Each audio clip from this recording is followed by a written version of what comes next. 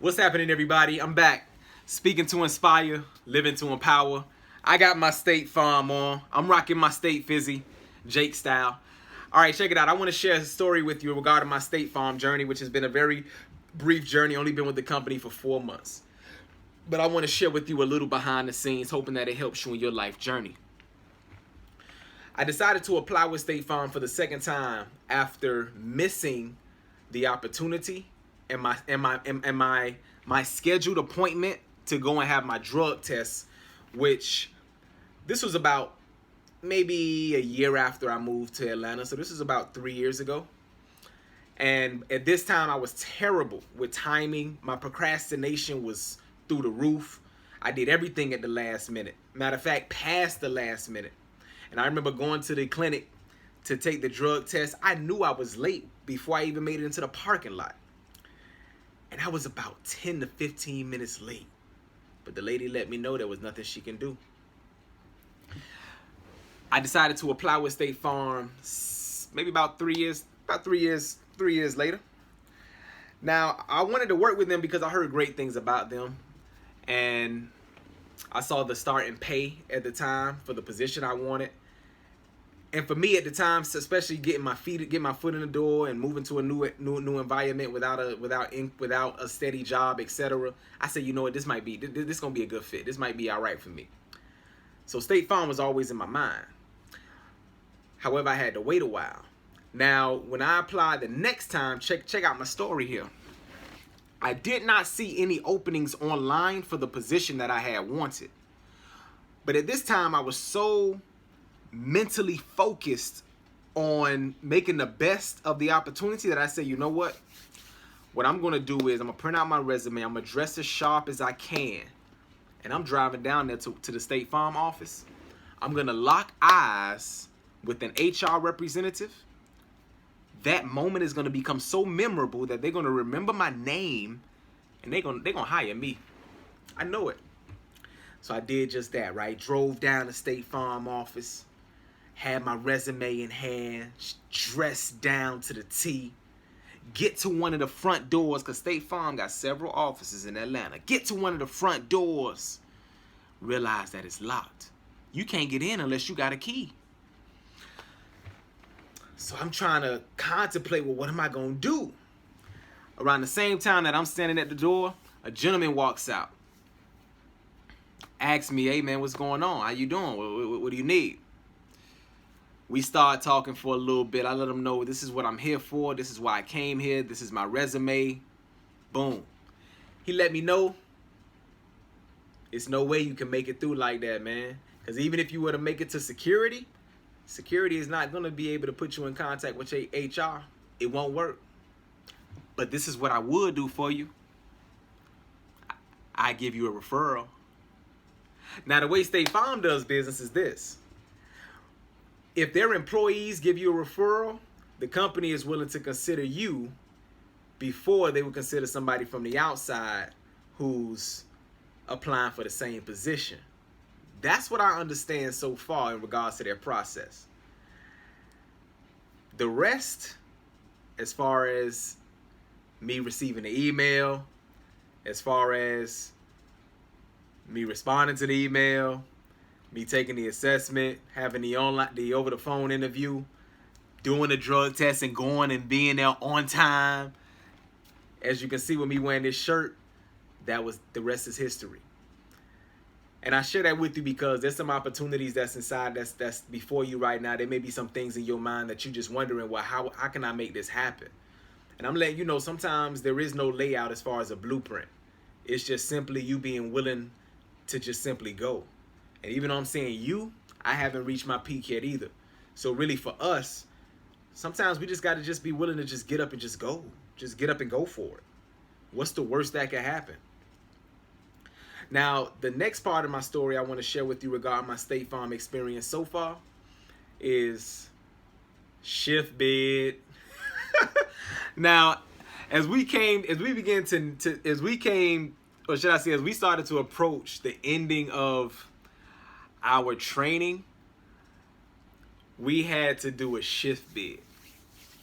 Shift bid is when you choose out of about 52 possible shifts. So you got shifts that's as early as about 4:30 a.m. That's as late as about 3:30 a.m., etc. Right? 4x10s. I even heard of like half days and stuff like that. Then you got, of course, the traditional 5x5, 5 days on, 2 days off, right? Now, out of a class of 33 students, I had the most unattractive schedule after that first shift bid. After the first shift bid, and by this time anxiety levels are high among all the representatives. Everybody wondering, man, what schedule I'm gonna get? Is it gonna be a good fit for me, etc., etc., etc., right? And after that first shift bid, let me tell you something. I received the schedule. To the best of my remembrance, it was 3:30 p.m. to 12 a.m. from Friday until Tuesday, with Wednesdays and Thursdays off. Ugh. Ugly schedule.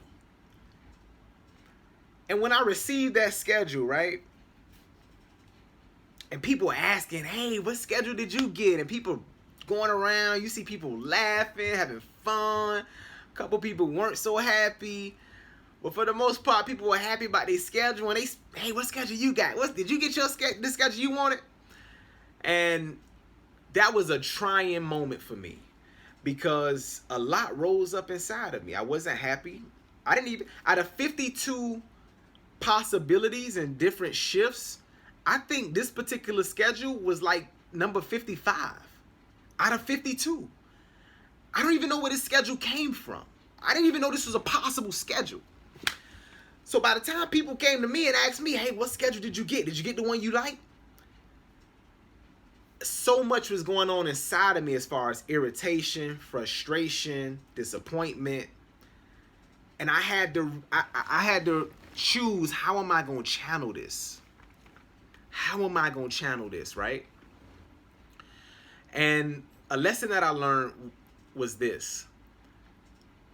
What we feel only has as much authority as what we choose. And although all of that was being stirred up inside of me, I was still left with the freedom to make the choice to either flow with the energy of my feelings and emotions, or create a new cycle, or should I say a new momentum from within through the power of choice.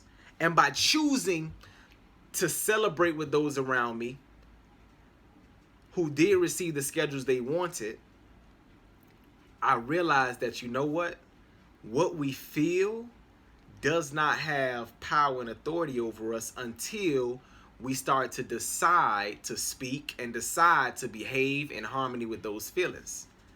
I made a decision, despite how I felt in that moment, to celebrate those around me. And I also made the decision not to complain about my schedule. And as I began to do that, let me tell you something. I realized that feelings follow choice. And as I began to choose to celebrate those around me, hey, you got the schedule you wanted? Good for you. You received the schedule that works for you and your children? I'm happy for you and your family. Oh, you wanted Sundays off? I'm glad you got Sundays off. Let me tell you something. I started to experience my feelings changing, right? And basically, as I started to act, and I don't mean act as far as pretending, but just act it out and carry it out and decide and walk it out, my feelings eventually fell in line and started following, whereas I didn't even feel bad about myself. It even got to the point where it became crystal clear to my mind that, Jay, just like you chose this opportunity, if you're not willing to comply with the scheduling that they're giving you, you can choose another opportunity. And that's another lesson I want to share with you. Never forfeit your freedom and ability to choose. Because as human beings, this is the greatest authority that we hold on this planet and in this universe. And that is the power to decide, the power to choose. And don't let a job, don't let a schedule, don't let an income, don't let a person or relationship stop you or prevent you from exercising the only power that you really have, and that's the power to choose. And as that became crystal clear to my mind, let me tell you something. I became flooded with peace because I realized who was in control. It wasn't the company controlling my life or controlling my schedule. Nah, I was still in control. And just like I applied for that position or walked into those doors of opportunity, this is America, the land of abundant opportunity. I'm just one choice away from the next one. So I hope that helps you out. And as I bring this to a close, I would like to share that turned out that first shift bid was a mistake. The company actually apologized and came back with the second shift bid, about 2 days later. And guess what days off your boy got? Fridays and Saturdays. Number 5 on a list of 52. But I'm sharing that with you to let you know, 1, go for it. What do you really have to lose? 2, no matter what you're feeling and what you're emotional about, remember decisions are more powerful than feelings. And to choose to do right, even when you don't feel right, let me tell you something. Eventually your feelings will fall in line with that. And 3, never give up your choice and your ability to decide for any external circumstance. Because that is truly the only power that we have as human beings, and that is the power to decide, the power to choose. But just remember, even when whatever choices we make, it's on us to hold ourselves accountable and to own up to the consequences and rewards that come with it. So this is Jay, speaking to inspire, living to empower. Peace.